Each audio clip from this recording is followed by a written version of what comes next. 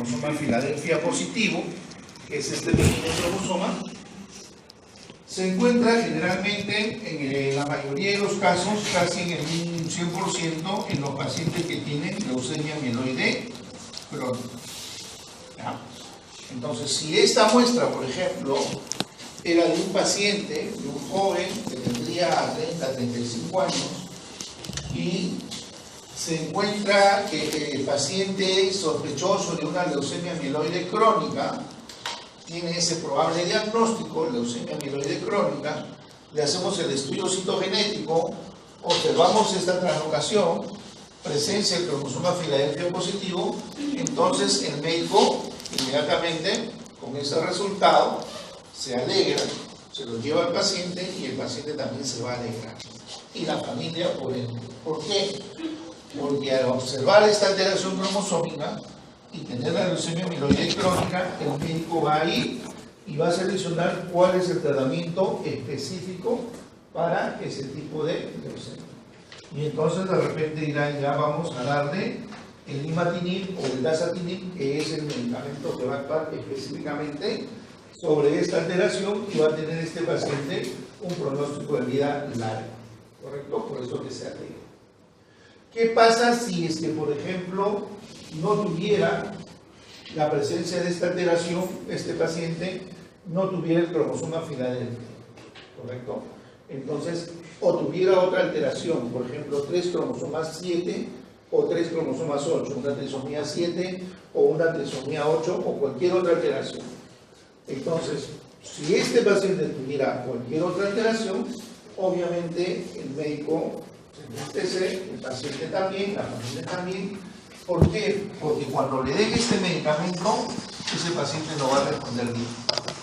Y no va a haber una respuesta adecuada y probablemente tenga un pronóstico de vida mal, corto. ¿Okay? Va a vivir menos de un par de años, hará una lisis plástica, se transformará en una leucemia mieloide aguda y finalmente fallece porque es un problema de una leucemia muy agresiva. ¿Correcto? Entonces, no solamente el defecto cromosómico me sirve para hacer el diagnóstico, sino también para poder seleccionar el tipo de tratamiento específico. Ahora bien, ustedes saben, en el caso, por ejemplo, de las leucemias mieloides agudas, ya ustedes han llevado hematología y en el capítulo que le han hecho sobre las leucemias, ¿no?, han utilizado probablemente una clasificación que es muy frecuente que utilizan, que es la clasificación hecha por los franceses, los americanos y los británicos, que se conoce como la clasificación, ¿se acuerdan? La clasificación FAB, ¿verdad? Sí. Franceses, americanos y británicos. Y según esa clasificación, las leucemias mieloides agudas las clasifican en M0, M1, M2, M3, M4, M5, M6 y M7, ¿cierto? Inclusive algunas tienen algunas variantes, etcétera, etcétera, ¿correcto? Entonces, cuando uno hace el estudio de un paciente con leucemia y solamente le ve la médula, le hace la citoquímica y algo de la citometría de flujo, podrá saber que la leucemia que tiene este paciente es una leucemia mieloide aguda. ¿Correcto? Pero no va a saber si es una M0, una M1, una M2 o una M3 o una M4. ¿Sí? Si uno le hace la citogenética y la biología molecular, entonces puedo yo saber que ese paciente tiene, por ejemplo, una translocación entre el cromosoma 15 con el 17, Q22, ¿ok? Y esta translocación me dice que me apunta más a una M3. Y si es que, por ejemplo, está involucrado 2 genes, el RAR alfa con el MLP, ¿correcto?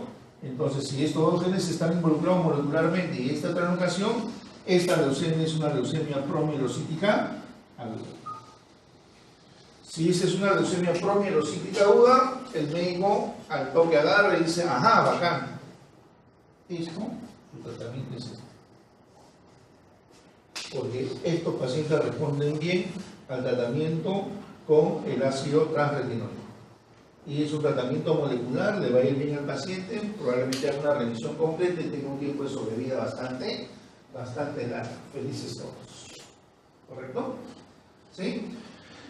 Si, por ejemplo, encuentra que hay una lesión en el cromosoma número 11 que afecta justo el brazo largo, región 2, región 3, y está afectado por biología molecular este gen llamado MLL, es un gen que nosotros le llamamos malulo porque es bien agresivo, entonces se va a pensar en una M5, y esa M5 es una leucemia mielomonocítica.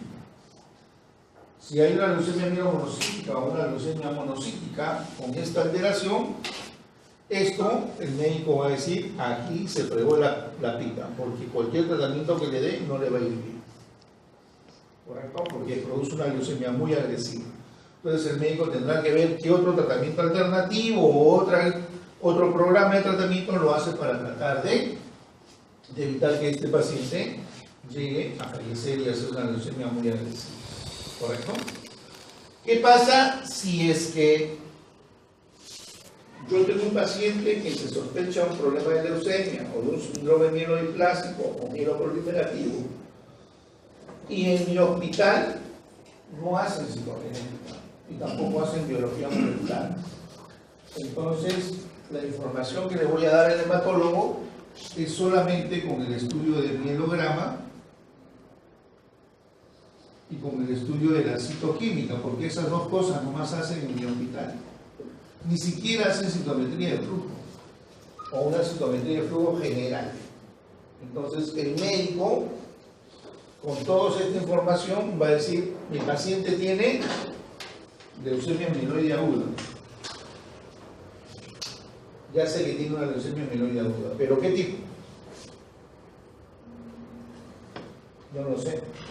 Como no sé qué tipo es, entonces, ¿qué tratamiento le doy? ¿Le doy el 2, el 3, el 4? No lo puedo dar, ningún tratamiento específico. Entonces, ¿qué suelen hacer? Vamos a hacer una mezcla, una bomba le meteremos. Y si resiste bien, y si no resiste, piña, le vamos a hacer. Y eso es lo que suelen hacer, porque no tienen más información.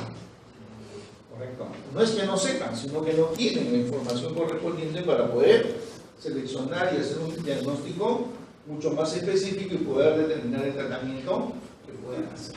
¿Correcto? ¿En qué hospitales sucede esto? En todos los hospitales del Perú, menos en el Neoclásica, en el Almenara, en el Rebagliati tienen hasta la citogenética, aunque mal hecha la parte nebulosa, pero la tienen. Después no hay otros sistemas. ¿Okay? Si ustedes se van a tratar un problema de estos al hospital Cayetano Heredia, Cayetano no tiene. Le harán solamente mielograma, citoquímica y de repente por ahí citometría de flujo y llegarán a hacer un diagnóstico parcial.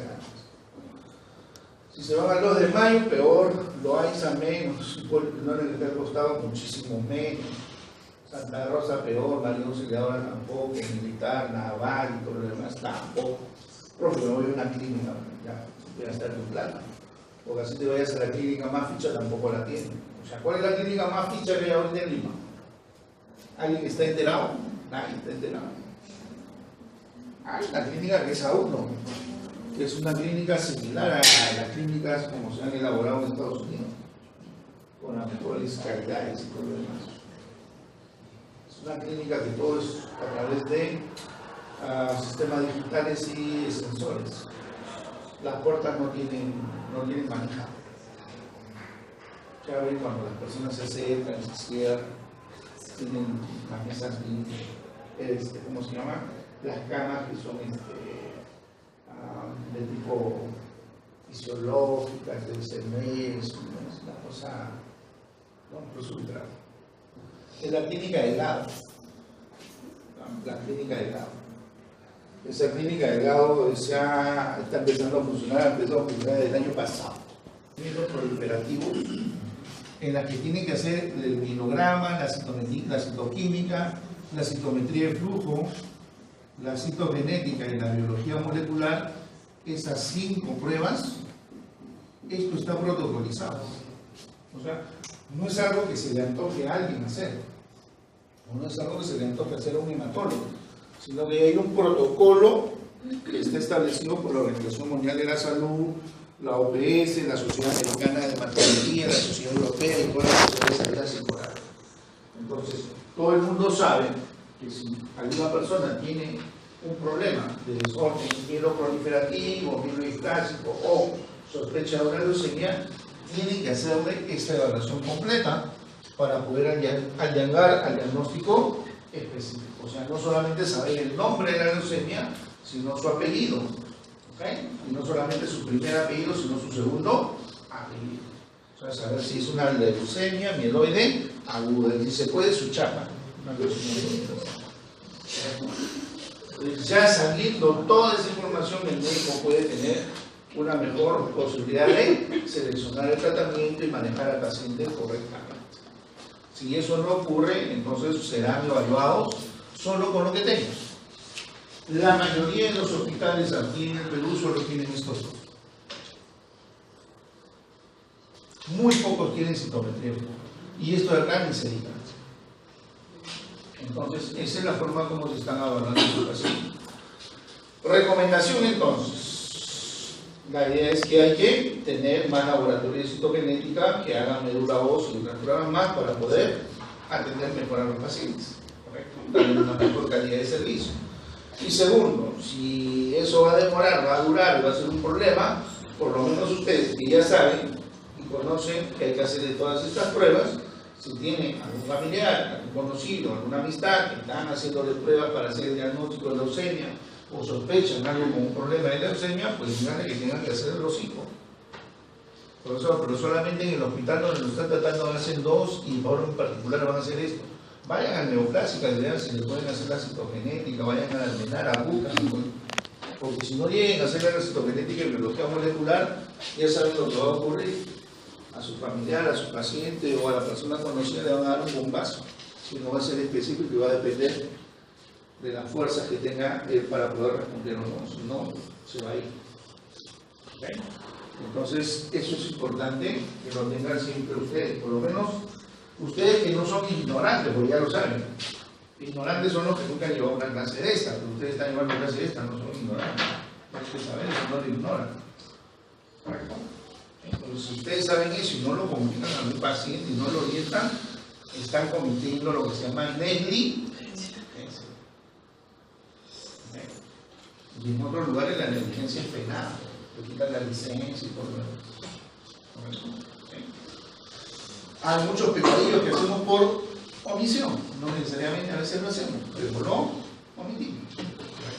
Entonces hay que tener en cuenta eso. ¿Ya? ¿Alguna pregunta hasta aquí? ¿Claro? ¿Sí? Vamos. Entonces, eso es otra área en la cual se desarrolla la parte de la citogenética, en este campo de parte hemato-oncológica, ¿no es cierto? Ahora, también se pueden hacer cultivos de piel en algunas circunstancias en un laboratorio de citogenética. ¿En qué casos? Sobre todo, en los casos en los cuales se sospeche de un mosaico cromosómico. ¿Okay? Ya ustedes saben que un mosaico cromosómico es cuando existen dos líneas o más celulares con cariotipos que son iguales o diferentes. Distintos, ¿no es cierto? Diferentes. ¿Correcto? Eso es un mosaico. ¿Okay? Y esos mosaicismos suelen producirse con muy baja frecuencia, son muy raros, no son frecuentes, pero es importante que ustedes lo sepan porque les puede ocurrir. Y cuando ocurre estos casos de mosaicismo, una alternativa importante es hacer el cultivo de piel para hacer la búsqueda de la alteración cromosómica en otra línea celular distinta a la de la sangre periférica, y esto se sospecha cuando obviamente uno está seguro de que se puede tratar de un mosaico cromosómico, ¿verdad? Ya saben ustedes cómo se producen los mosaicos, por una no disyunción de tipo mitótica. ¿Okay? ¿Cómo es esto para que lo tengan en mente ahora de aquí en adelante? Nosotros tenemos acá un espermatozoide y acá tenemos el óvulo. Normalmente ambos tienen 23 cromosomas y ambos son normales. Si se produce la fecundación de este óvulo, tenemos acá un huevo o cigote, ¿no? Como dirían algunos, un huevote ya. Esto de aquí, entonces, este huevo cigoto, ¿correcto? Va a tener normalmente ¿cuántos cromosomas? 46. ¿Cierto? ¿Estamos? Y a partir de aquí, este huevo cigoto se va a dividir por mitosis o por meiosis. Por meiosis. ¿La tienen clara? Sí, ¿no es cierto? Por mitosis. Después de 9 meses, obviamente, a partir de ese huevo cigoto sale un críter. Correcto. ¿Estamos? Ya. Cuando hay mitosis aquí, se van a dividir en dos células hijas exactamente iguales. ¿Cierto?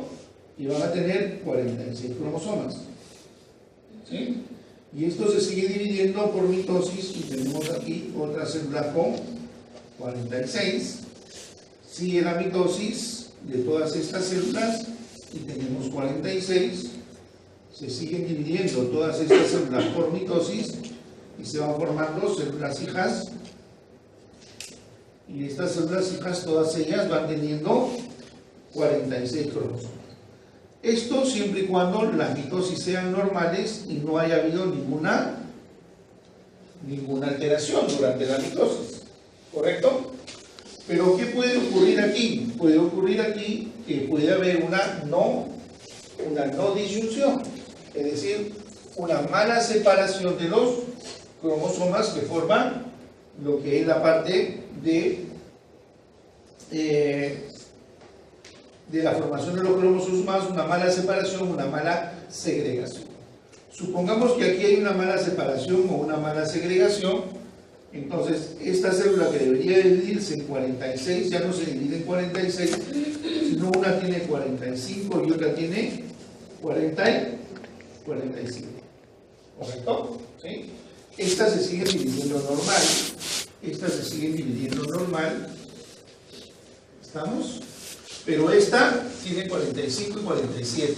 Esta célula que tiene 45, generalmente, como tiene un cromosoma menos, en muchos casos, dependiendo del tipo de cromosoma, involuciona y al final esta célula puede ir a apoptosis o muerte celular programada y ya no hay esto.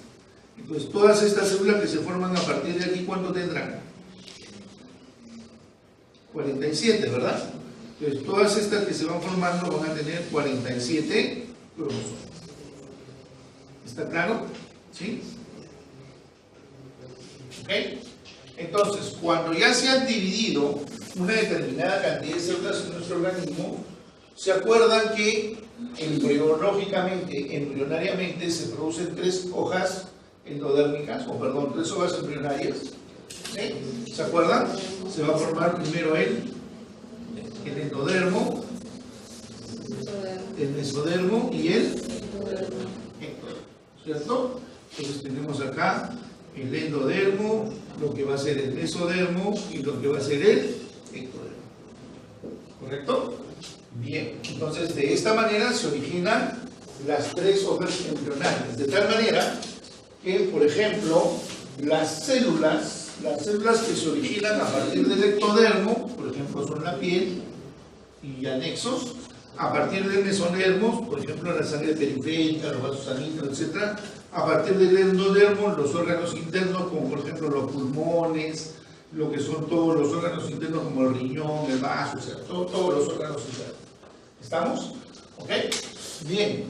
Entonces, si yo tomo una muestra de piel, esto saldrá normal. Si tomo una muestra de sangre periférica, saldrá normal. Si tomo una muestra de aquí del endodermo, saldrá normal, ¿correcto? Bien. Supongamos que yo tengo acá, vamos a borrar esto que es ectodermo y que es piel. Vamos a poner aquí al mesodermo. ¿Ya? Y vamos a poner acá el ectodermo. ¿Vamos? Entonces, habíamos dicho que del mesodermo tenemos sangre periférica y grandes vasos, y del ectodermo tenemos piel. ¿Okay?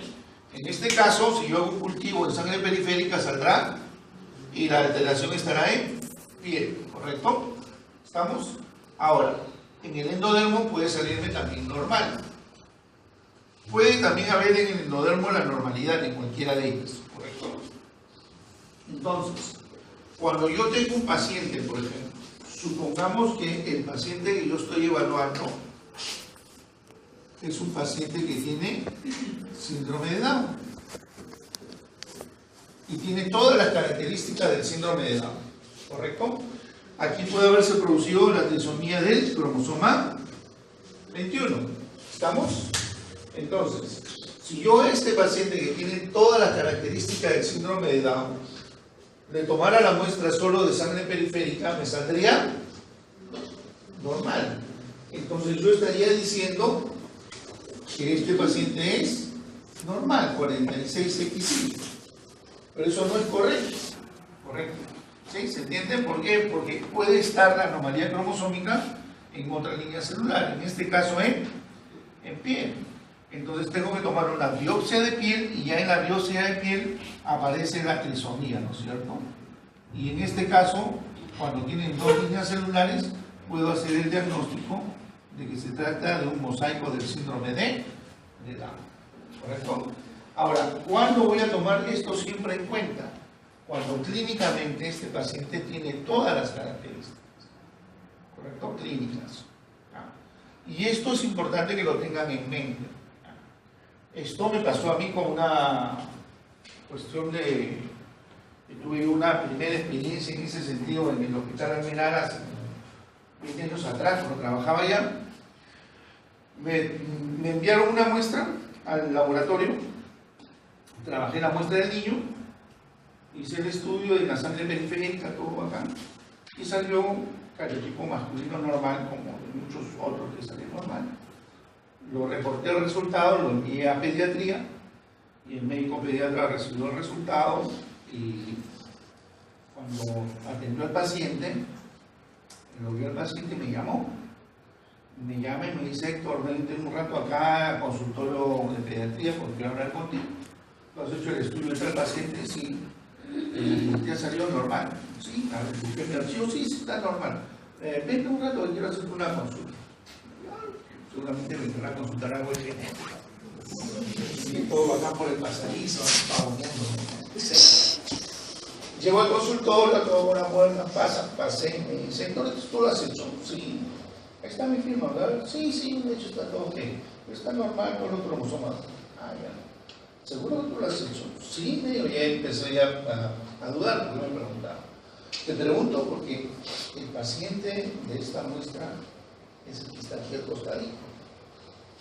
Fui a mirarlo y era un Down típico, del libro, con todas las características clínicas del Down. Y yo lo había sacado como normal. Y me quedé así. Ahí ya me puse de todos los colores y me dije a sudar frío y caliente y dije: la fregué, por no decir otra cosa, ¿no? ¿Qué hice mal? Me confundí de muestra. Porque era obvio, o sea, el niño era un Down, yo le había sacado normal, era obvio que algo había pasado ahí. Me confundí de muestra. El tubo, de repente las láminas, el código, se me mezclaron todas las cosas. Y al final dije: sí, doctor, ¿ya lo viste? Sí. Y un Down típico, no sé qué pasó, normal, por eso te he llamado, ¿qué ha pasado? ¿Se ha equivocado? ¿Cómo dio muestra? No sé, la verdad que no sé, con un montón de muestras que no sé. Mire, doctor, la única manera de poder salir de duda de esto es tomándole una nueva muestra. Sí, para eso te llamaba, pero ya ahí está la señora, convéncela, pero es problema tuyo. Le tuve que ir y convencer a la señora. ¿Qué señora? Ya de ahí salió el floro. Bueno, señora, vamos a hacer una nueva muestra del bebé, tenemos un nuevo método que mandar. Ya todo lo habido por haber, ¿no? Entonces la convencía de la mamá media, que también obviamente era regañadiente, porque nadie le gusta que estén pinchando a su bebito de 2 o 3 meses cada rato. Entonces le tuve que hincar, le salió un poquito de muestra. Dije: esta si no me confundo con una agarrero, llevé al laboratorio, le puse un lacito rojo, la seguimos hasta el final para no confundirme. Fue la única muestra que trabajé. Saqué el resultado y salió normal. Salió normal. Yo dije, ya, esto es normal. Yo ya acá no me confundí, esto es normal. Si el paciente tiene esto, tiene un mosaico. Así que le envió el resultado. Y cuando le envió el resultado, a los 15 días después o casi al mes, el doctor encuentra nuevamente el resultado que sea normal del paciente que él veía que era Down. Entonces el doctor me llama otra vuelta, pero ya no de buenas migas, ¿no? Porque le vuelve a salir normal, me llamó ya muy amargo. ¿No? Para que, porque me estaba saliendo normal nuevamente, por aquí, por allá, ya, no, ahora sí se da. Entonces cuando llegué, pues esto está pasando, se está saliendo normal, si tú lo has visto al paciente, que está saliendo libre. No, lo que pasa es que hay casos raros que se tratan del 1% de casos de mosaico de todo el proceso. ¿Qué? ¿Cómo se hizo el mosaico? Aguanta ahí, pero ya.